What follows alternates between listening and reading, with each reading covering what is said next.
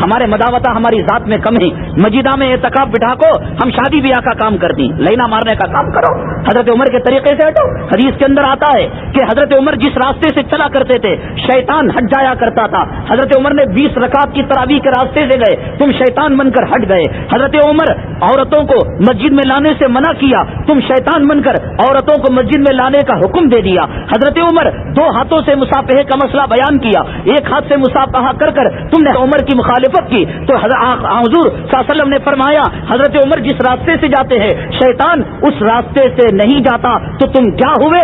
حدیث کو سامنے رکھ کر حدیث کے آئینے میں اپنے چہرے کو دیکھ لو، تم شیطان ہوئے نہیں ہوئے؟ حضرت عمر کا راستہ کون سا ہے اور تمہارا راستہ کون سا ہے؟ کہتے کیا اختیار تھا حضرت عمر فاروق۔ ایک مرتبہ اللہ کے نبی صلی اللہ علیہ وسلم سے کیا آپ نہیں فرما رہے تھے اے اللہ کے نبی صلی اللہ علیہ وسلم، میں تمام چیزوں سے، اپنے ماں باپ سے، اپنی آل اولاد سے، میں سب سے زیادہ آپ سے محبت کرتا ہوں الا نفسی، مگر میری جان کو چھوڑ کر۔ وہ بھی کیوں؟ اس لیے کہ میں زندہ رہوں گا تو نہ آپ سے محبت کروں گا۔ اللہ کے نبی صلی اللہ علیہ وسلم نے فرمایا عمر تیرا ایمان مکمل نہیں ہوا۔ حضرت عمر فاروق رضی اللہ تعالیٰ نے فرمایا اب میں میرے ماں باپ سے، میری اولاد سے، میرے مال سے، میری جان سے زیادہ آپ سے محبت کرتا ہوں۔ آقا نے فرمایا الان یا عمر، عمر تیرا ایمان اب مکمل ہوا۔ آقا نے جس عمر کے ایمان کی تکمیل کی صداقت کی آج کہتے ہو کمینو کہ عمر کون ہوتا ہے؟ پوچھ میرا شیطانی کون ہوتا ہے، پوچھ عبد المتین جوناگڑھی کون ہوتا ہے، پوچھ وحید الزما کون ہوتا ہے، پوچھ صدیق احمد جو ہے بھوپالی کون ہوتا ہے، پوچھ یہ عبداللہ چوبڑی کون ہوتا ہے، پوچھ حسین بٹالوی کون ہوتا ہے، یہ تیرے گرو گھنٹال ہیں۔ ان سے پہلے دنیا میں غیر مخلدیت کا لا مذہب کا نام نہیں تھا، پوچھتا حضرت عمر کون تھے؟ ان کی حدیث دانی سے تیری حدیث دانی بڑھ گئی۔ حضرت عمر فاروق رضی اللہ تعالیٰ عنہ کے حصے میں مال غنیمت آیا، آپ کے بیٹے کے اور آپ کے حصے میں آدھا آدھا کپڑا آیا۔ حضرت عمر فاروق رضی اللہ تعالیٰ عنہ خدا نہ کرے خدا نہ کرے خدا نہ کرے اگر کوئی اپنے اجتہاد سے قدم اٹھائے اور وہ قدم خدا نہ کرے غلط ہو کہ دوسرے صحابہ آنکھ موچھ کر بیٹھنے والے تھے۔ ایک بڑھیا کڑی ہو گئی، عمر بھاشن بعد میں دینا، تقریر بعد میں کرنا، پہلے میرے سوال کا جواب دینا کہ جو مال غنیمت آیا ہے وہ اتنا کپڑا تھا کہ جبہ نہیں سل سکتا تھا، اور تم نے زیادہ کپڑا لے کر بیت المال سے اور مال غنیمت سے جبہ کیسے سلوا لیا؟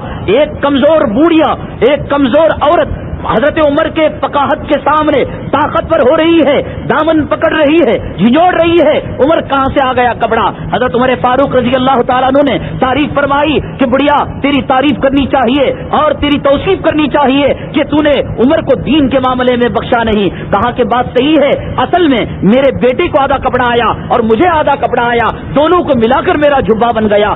ایک عمر کو ایک بڑھیا نے کپڑے کی بنیاد پر مواخذہ کیا، یہ عمر عورتوں کے آنے سے منع کرے تو دنیا کے صحابہ خاموش بیٹھے ہوئے تھے۔ یہ عمر 20 رکعت تراویح کو پڑھوایا تو دنیا کے جو صحابہ تھے اس وقت آپ کے جو ارد گرد وہ خاموش بیٹھنے والے تھے۔ مہر کے بارے میں حضرت عمر فاروق رضی اللہ تعالیٰ عنہ نے لمیٹڈ کرنا چاہا تو کیا ایک خاتون ضعیف نہیں کھڑی ہوئی؟ اے عمر کون ہوتے ہو تم مہر کو لمیٹڈ کرنے والے؟ جبکہ قرآن تنتارن کثیرہ کہتا ہے، ان لمیٹڈ کہتا ہے۔ ایک عورت ایک مسئلے میں حضرت عمر فاروق سے مواخذہ کر سکتی ہے۔ حضرت عمر فاروق مسجد میں صحابہ کو جوڑ کر 20 رکعت تراویح پڑھائیں۔ حضرت عمر فاروق رضی اللہ تعالیٰ عورتوں کو نہ آنے دیں مسجد کے اندر، اور تو حضرت عمر فاروق سے بڑھ گیا، پوچھتا ہے کون ہے حضرت عمر، کون ہے حضرت عثمان، تو کس کھیت کا ملی ہے جو صحابہ کرام کے تعلق سے یہ بات پوچھنے والا ہے؟ کیا نبی نے یہ بات نہیں کہی علیکم بسنتی وسنت الخلفاء الراشدین؟ یہ نہیں کہا علیکم بحدیثی کہ تمہیں میری حدیث پر عمل کرنا پڑے گا، بلکہ فرمایا علیکم بسنتی، میری سنت پر عمل کرنا پڑے گا اور خلفاء راشدین کی سنت پر عمل کرنا پڑے گا۔ خلفاء راشدین کا جو طریقہ ہے اور جو آپ کی سنت ہے وہ عین سنت ہے جناب محمد الرسول اللہ صلی اللہ علیہ وسلم کی۔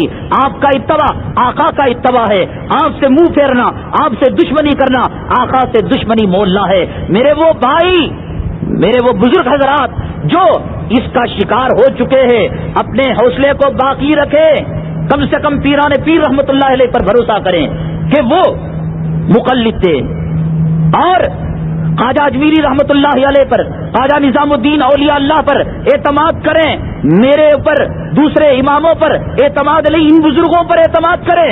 اگر حنفیت، شافعیت اور یہ دوسرے جو ہے مسلک غلط ہوتے تو اتنے بڑے اولیاء اللہ اقطاب ابدال کیوں ان راہوں پر چلتے، ان راستوں پر چلتے؟ رسول اکرم صلی اللہ علیہ وسلم کا طریقہ نماز ایک کتاب ہے. جیسے فضائل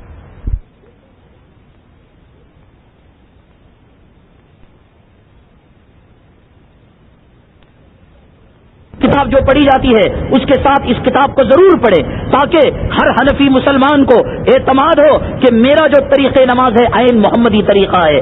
یہ ابو حنیفہ رحمۃ اللہ علیہ کا مسلک کوئی آقا سے ہٹ کر کوئی طریقہ نہیں. تکبیر تحریمہ سے لے کر سلام تک ایک ایک مسئلے کو حنفی طریقے پر بیان کیا گیا ہے اور حدیث کو جو ہے اس کے نیچے نقل کیا گیا ہے. نماز پیغمبر صلی اللہ علیہ وسلم ایک کتاب ہے جس کے اندر پورے نماز کے طریقے کو لکھا گیا ہے اور حدیثوں کو نقل کیا گیا ہے. یعنی لوگ کہتے ہیں ہمارا عمل حدیث پر نہیں فقہ پر ہے.